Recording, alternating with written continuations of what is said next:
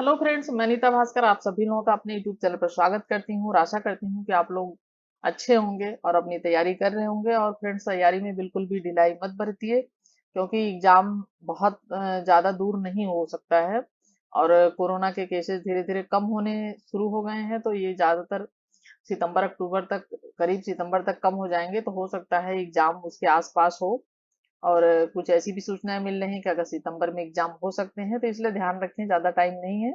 और अच्छी तरीके से अपनी तैयारी जो है बिल्कुल करें। और वीडियो जो भी बनाती हूँ फ्रेंड्स, बहुत टाइम लगता है लेक्चर बनाने में और चीज़ों को समझाने में, तो इसलिए वीडियो पूरा देखें। ठीक है, तभी उसके बाद लाभ मिलेगा। और ये सब आप वीडियो अगर पूरा देख लेते हैं, तो उसके बाद में फिर आप लोगों को कुछ फैक्ट और भी कराऊंगी कि जो मेन मेन चीजें हैं। एग्जाम नजदीक आने से पहले प्रैक्टिस सेट भी कराऊंगी आप लोगों को, जिससे आप लोगों की प्रैक्टिस हो। इस पर इसलिए मुझ पर पूरा भरोसा रखें और विश्वास रखें कि मैं पूरी तरीके से आप लोगों की तैयारी करवाऊंगी। और इसके लिए आप बिल्कुल चिंतित ना हो, लेकिन बस इतना है कि थोड़ा सा मोटिवेशन मुझे भी मिलता है अगर आप अच्छी तरीके से वीडियो पूरी देखते हैं, तो इसलिए मुझे भी अच्छा लगेगा। और लाइक करते हैं, कमेंट करते हैं, शेयर करते हैं। और जो लोग चैनल पर नए हैं, वे चैनल को सब्सक्राइब अवश्य कर लें। और टेलीग्राम चैनल जरूर ज्वाइन कर लें। जो लोग नए हैं, जिन लोगों ने या जिन लोगों ने अब तक टेलीग्राम चैनल नहीं ज्वाइन किया, और जिन लोगों ने वीडियो नहीं देखी है, वो प्ले लिस्ट में जाएं और पहले की सारी वीडियो देखें। तो आज हमारा ये एनसीईआरटी चल रहा है और इसमें हमने पांच, करीब 4 वीडियो अपलोड कर दिया है। आज पांचवी वीडियो जो है अपलोड हो चुकी है। अब ये वीडियो आप लोगों के लिए नेक्स्ट वीडियो है, राजा, किसान और नगर।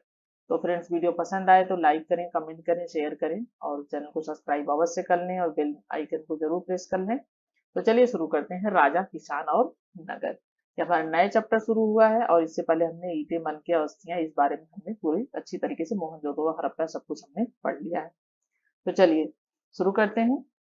आरंभिक राज्य और अर्थव्यवस्थाएं लगभग 600 ईसा पूर्व या से 600 ईस्वी तक। ठीक है, कितना, 600 ईसा पूर्व से लेकर क्या है, 600 ईस्वी तक। हड़प्पा सभ्यता के बाद 1500 वर्षों के लंबे अंतराल में क्या है, कितने हजार साल पहले जो है वर्षों के बाद, 1500 यानी 1500 के अंतराल में उपमहाद्वीप के विभिन्न भागों में कई प्रकार के विकास हुए।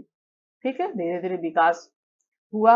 और यह वही काल था जब सिंधु नदी और इसकी उपनदियां, जो उपनदियां थी उसकी उसकी सहायक नदियां थी, के किनारे रहने वाले लोगों द्वारा ऋग्वेद का लेखन किया गया। ठीक है, ऋग्वेद का लेखन किया गया, जो है उन्होंने ऋग्वेद की रचना की।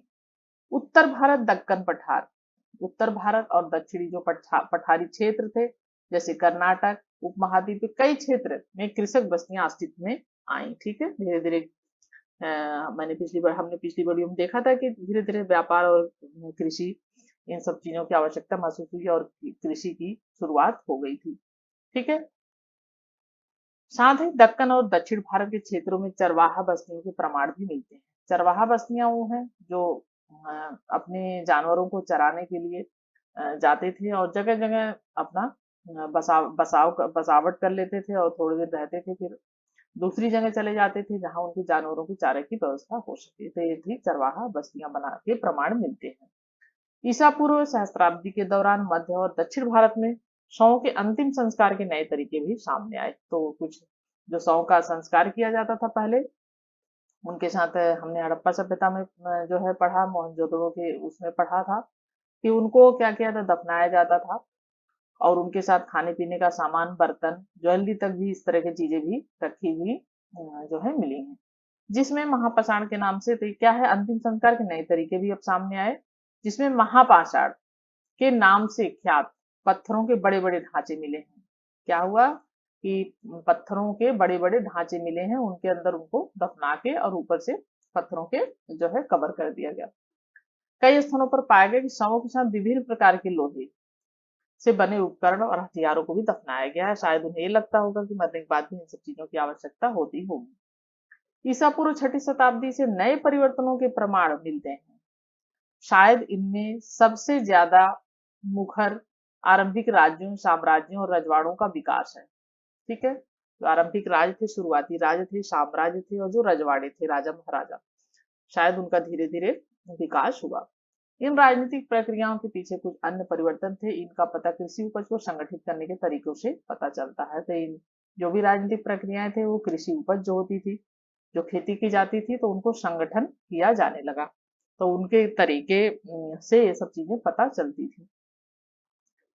उपमहाद्वीप में, साथ ही उपमहाद्वीप में नए नगरों का भी उदय होना शुरू हो गया। इतिहासकार इस प्रकार के विकास का संग आकलन करने के लिए अभिलेखों, ठीक है, इस प्रकार के इतिहास का आकलन कैसे करते हैं? जो अभिलेख मिले, ग्रंथ मिले, ठीक है, और ये सिक्के और चित्र जो हैं और विभिन्न प्रकार के स्रोतों का अध्ययन इससे इसको जानने के लिए करते हैं, ठीक है।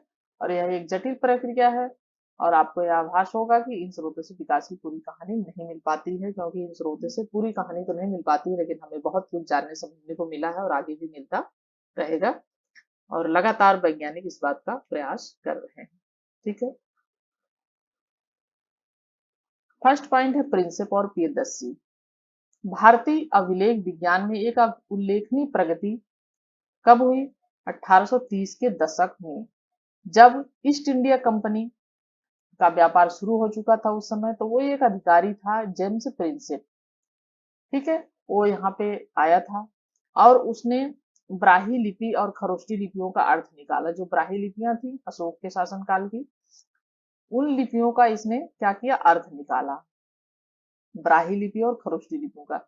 और इन लिपियों का उपयोग सबसे आरंभिक अभिलेखों और सिक्कों में किया गया है। तो शुरुआती जो अभिलेख हैं, जो सिक्के मिले हैं, उनमें इन लिपियों का यानी उस पे लिखावट जो है लिखी गई है, ब्राही और खरोष्टी लिपि, उसका जो है सिक्कों में उसका प्रयोग किया गया है। प्रिंसिप को पता चला कि अधिकांश अभिलेखों और सिक्कों पर प्रियदर्शी यानी मनोहर मुखाकृति यानी सुंदर, मनोहर, मनमोहित करने वाली प्रियदर्शी राजा का नाम लिखा हुआ है, ठीक है। तो राजा का, अशोक का नाम लिखा हुआ था, यह माना जाता है, ठीक है। और कब इसने सबसे पहले सफलता किसे मिली है? जेम्स जेम्स प्रिंसेप जो है, इसे सफलता मिली थी और ये मिली थी पढ़ने में ब्राही लिपि को। और मिली थी क्या है? 1837 ईस्वी में, ठीक है। सर्वप्रथम सफलता मिली थी 1837 ईस्वी में, पढ़ने में सफलता जेम्स प्रिंसेप को। ये क्वेश्चन आता है बार बार, तो इसे जरूर याद रखें कि सर्वप्रथम किसे सफलता मिली थी? ये मिली थी जो है जेम्स प्रिंसेप को 1837 ईस्वी में, पढ़ने में ब्राही लिपि को, ठीक है। तो इसने क्या किया? इन लिपियों का अर्थ निकाला, ठीक है। और ये देखिए, थोड़ा सा ये भी देख लेते हैं। एक अभिलेख है, सांची मध्य प्रदेश में मिला है, ये लगभग द्वितीय शताब्दी ईस्वी पूर्व यह मिला था का। ये मतलब ये तब का है, द्वितीय शताब्दी ईसा पूर्व के आसपास का, ठीक है।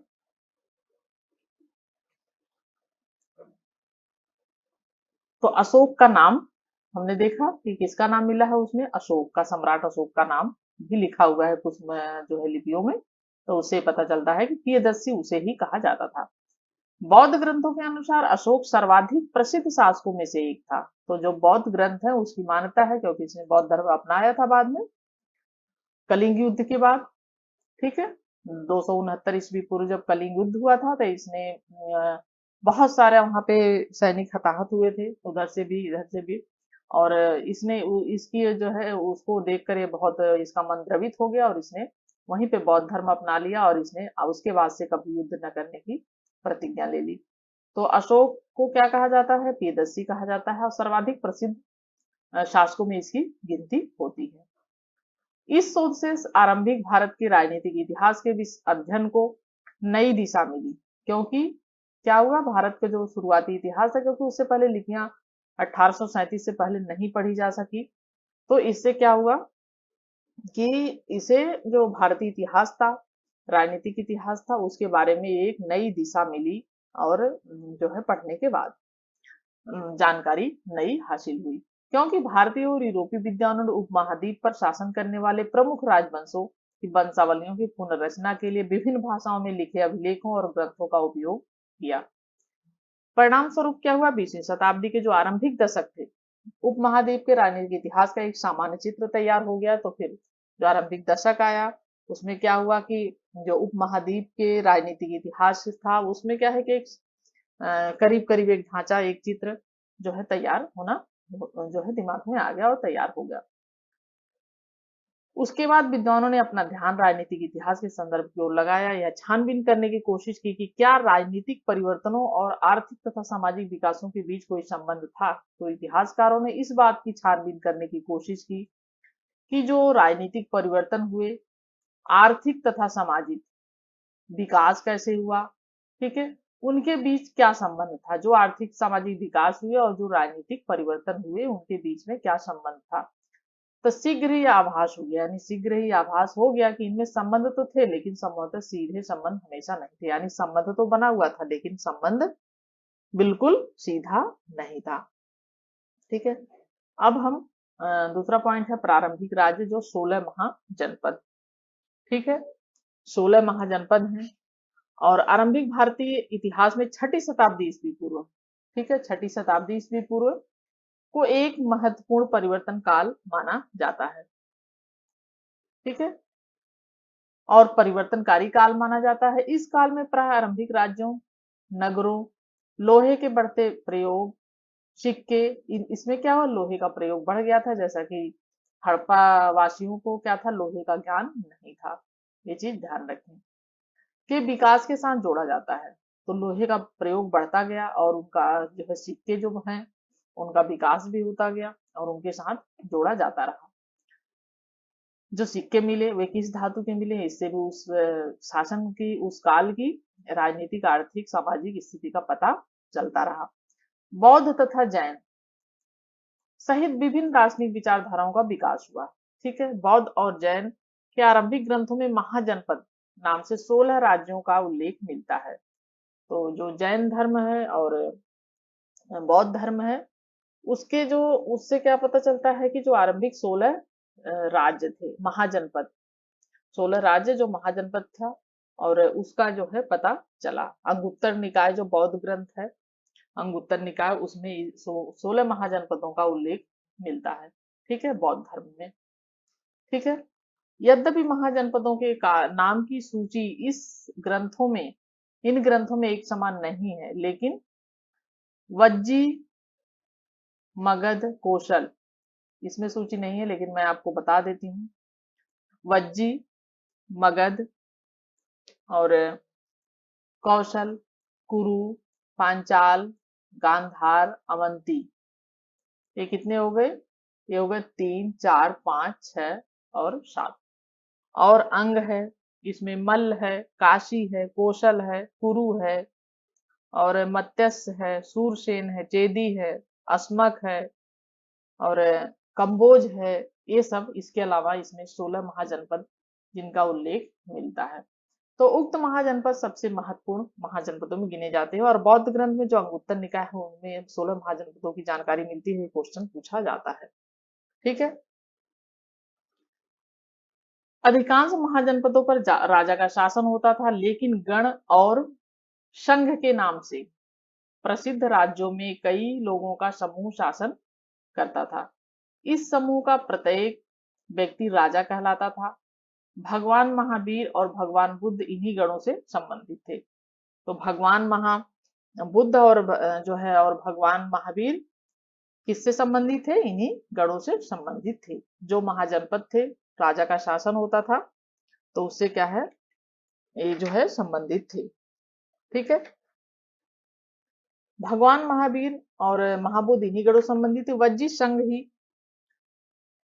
ही भांति कुछ राज्यों में भूमि सहित अनेक अनेक आर्थिक स्रोतों पर राजा गण सामूहिक नियंत्रण रखते थे। ठीक है,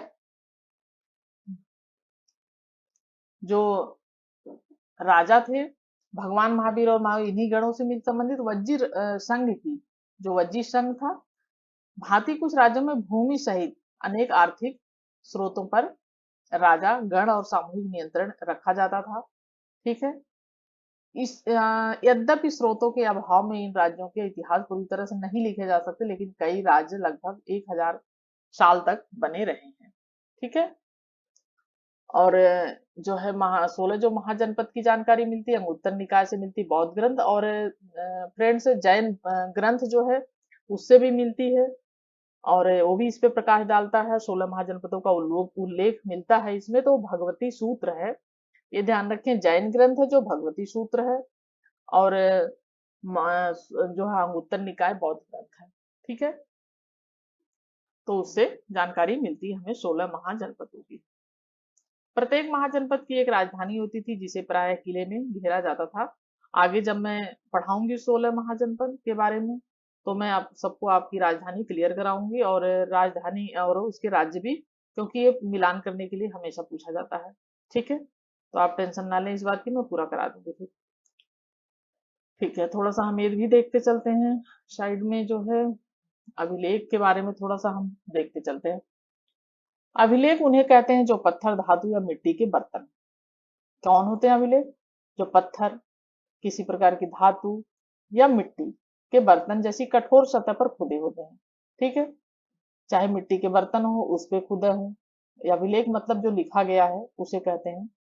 तो वो पत्थर पे भी लिखा गया, धातुओं पर भी लिखा जा सकता है, मिट्टी के बर्तन पर भी लिखा गया, जैसी कठोर सतह पर खुदे होते हैं। ठीक है, अभिलेखों में उन लोगों की उपलब्धियां, क्रियाकलाप, यानी जो राजा महाराजा थे या उस तरह की सांस्कृतिक या जो भी आर्थिक गतिविधियां हो उसके बारे में कुछ ना कुछ लिखा गया है। अभिलेखों में उन लोगों की उपलब्धियां, क्रियाकलाप, यानी उपलब्धियां क्या थी, क्रियाकलाप क्या थे, उन्होंने कौन से कार्य किए, कौन से युद्ध जीते, कौन सा क्या किया, बहुत सारी चीजें मिलती हैं। और अपने उनके विचार क्या थे, जैसे कि सम्राट अशोक की जो मिले हैं उसमें उनके विचार पता चलते हैं कि इन्होंने बौद्ध धर्म अपनाया और उन्होंने अपने जो है उनके अभिलेख मिलते हैं, तो उससे बहुत सारी हमें जानकारी मिलती है। इसमें राजाओं के क्रियाकलाप तथा महिलाओं पुरुषों द्वारा धार्मिक संस्थाओं को दिए गए दान का भी ब्यौरा मिलता है। यानी अभिलेख एक प्रकार से अस्थाई ग्राम प्रमाण होते हैं। तो ये क्या है, ये खुदा हुआ है, लिखा हुआ है, तो ये एक तरीके का अस्थाई प्रमाण है। ठीक है, वो प्रमाणिक होते हैं। कई अभिलेखों में इनके निर्माण की तिथि भी खुदी होती है। कुछ कुछ अभिलेख ऐसे मिले हैं जिनपे क्या है कि तिथियां अंकित है और उससे बहुत फायदा मिलता है, उससे पता चलता है कि ये इस सन की बात है। जिन पर तिथि नहीं मिलती है उनका काल निर्धारण आमतौर पर पुरालिपि तथा काल लेखन लेखन शैली के आधार पर काफी सुस्पष्टता से किया जा सकता है। अगर जिन पर मान लीजिए कि नहीं लिखी हुई है तिथियां, तो उनका भी क्या होता है, काल निर्धारण मिलता है। वो जो है उसका कार्बन डेटिंग डेटिंग विधि जो होती है उसके द्वारा उसका पता लगाया जा सकता है कि ये कब की हो सकती है। पेड़ पौधे भी होते हैं, बहुत पुराने होते हैं, उनका भी कार्बन डेटिंग विधि से पता लगाया जाता है। तो शैली के आधार पर काफी सुस्त किया। से उदाहरण के लिए 250 ईस्वी पूर्व में अक्षर अ इस प्रकार लिखा जाता था। देखिए किस तरीके से, जैसे उल्टा के लिखा हुआ है इस तरीके से है। और 500 ईस्वी में यह कैसे लिखा जाता था, इस तरीके से, करीब करीब फोर सा दिख रहा है। ठीक है, तो ये देखिए ये लिखा जाता था इस तरीके से 250 ईस्वी पूर्व में, और 500 ईस्वी में इस तरीके से लिखा जाता था। ठीक है, ये देख लीजिए आप। प्राचीनतम अभिलेखों प्राकृत भाषाओं में लिखे जाते, जो प्राचीनतम अभिलेख थे वो किस भाषा में लिखे जाते थे, जैसे प्राकृत भाषा में। और प्राकृत भाषा जैन जो थे उनकी भाषा थी प्राकृत। और ये भी याद रखें जो बौद्ध धर्म के लोग थे उनकी भाषा थी पाली। ठीक है, मैं लिख देती हूँ चाहे। जो बौद्ध थे उनकी थी पाली, और जो जैन थे उनकी थी प्राकृत।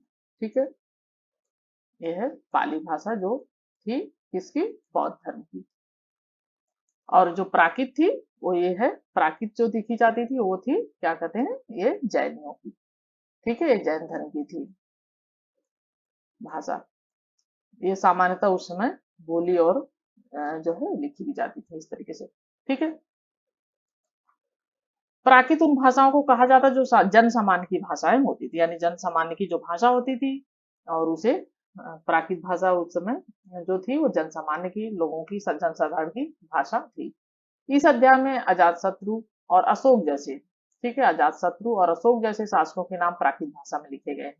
जो अजात शत्रु और अशोक सम्राट उनकी जो है लिखे गए हैं प्राकृत भाषा में, क्योंकि यह नाम प्राकृत अभिलेखों से प्राप्त हुए हैं। जो प्राकृत अभिलेख है उनसे प्राप्त हुए। आपको वहाँ तमिल, पाली और संस्कृत जैसी भाषाओं के शब्द भी मिलेंगे। अभिलेख तमिल में भी मिले हैं, पाली में भी मिले हैं, संस्कृत जैसी भाषाओं में भी मिले हैं, क्योंकि इन भाषाओं से भी संबंधित अभिलेख मिलते हैं। और यह संभव है कि लोग अन्य भाषाएं भी बोलते हैं, लेकिन इनका उपयोग लेखन कार्य में नहीं किया जाता। हो सकता है अन्य भाषाएं भी लोग बोलते हैं, लेकिन उसका उपयोग नहीं किया जा सका है, लेखन में नहीं किया गया होगा, जिससे कि पता नहीं चल पाता है। जनपद का अर्थ एक ऐसा भूखंड है जहां कोई जन, लोक, कुल या राजनीति अपना पांव रखता है अथवा बस जाता है। इस शब्द का प्रयोग प्राकृत और संस्कृत दोनों में मिलता है। जनपद का कहाँ प्रयोग मिलता है, ये जो मेन पॉइंट है उसे बिल्कुल याद रखें, यही सब एग्जाम में पूछा जाएगा। तो जनपद का क्या अर्थ है, एक भूखंड है, और इस शब्द का प्रयोग प्राकृत व संस्कृत दोनों में मिलता है। किसमें मिलता है, प्राकृत और संस्कृत में, याद रखें।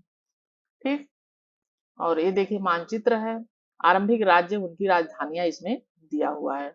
ठीक है, तो इसमें हम देखते हैं कौन सी किसकी राजधानी है, इसमें दिया तो है काफी। और ये हम देख लेते हैं, जैसे इंद्रप्रस्थ है। ठीक है, तो इंद्रप्रस्थ है, ये कुरु है, जो वो क्या है, एक मिनट,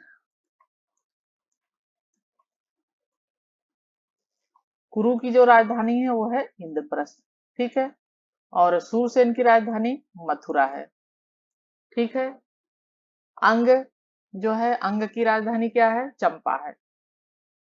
अंग की राजधानी चंपा है, और इसका प्राचीन नाम जो है मालिनी और मुंगेर भी मिलता है। इसका प्राचीन नाम क्या है, इसका मलिनी, मालिनी और मुंगेर, मैं लिख देती हूँ।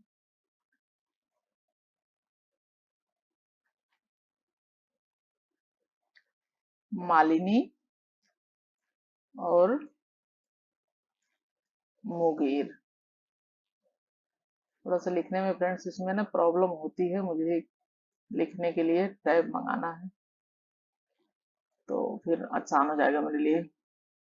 मलिनी और मुंगेर भी, मुंगेर। ठीक है, तो इसका ये भी मिलता है। और कंबोज जो है, कंबोज इसकी राजधानी थी हाटक। देखते हैं यहाँ पे कहीं दिया हुआ है कि नहीं। कंबोज की राजधानी जो थी हाटक थी, और चेदी की राजधानी,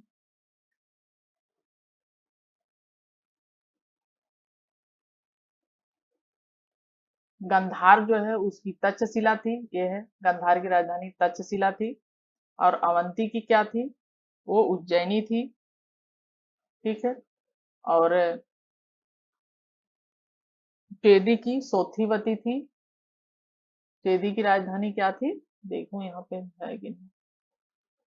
चेदी की सोथीवती थी, और कौशल की ये जो है श्रावस्ती है, और वज्जी की वैशाली, वज्जी की, वैसे विदे और मिथिला भी कहा जाता है, तो वज्जी की वैशाली, मल्ल, कुशीनगर ये थी। और ये सब काफी राजधानियां दी हैं। वैसे मैं राजधानियों का आपको जरूर बता दूंगी, मैं अलग से थोड़ा सा, क्योंकि इसमें थोड़ी सी प्रॉब्लम हो रही है ढूंढने में। ठीक है, तो मैं एक अलग, जब बाद में थोड़ा शॉर्ट में वीडियो बनाऊंगी और शॉर्ट क्वेश्चन बनाऊंगी, तो उसमें हम आपको पूरी राजधानी क्लियर करवा दूंगी। ठीक है, तो आगे चलते हैं, थोड़ा सा इसके बारे में देखते हैं। तो ऐसे कौन से क्षेत्र है जहां नगर सर्वाधिक सघन रूप से बसे थे और नौकरशाही के लिए भारी आर्थिक स्रोत की आवश्यकता होती थी।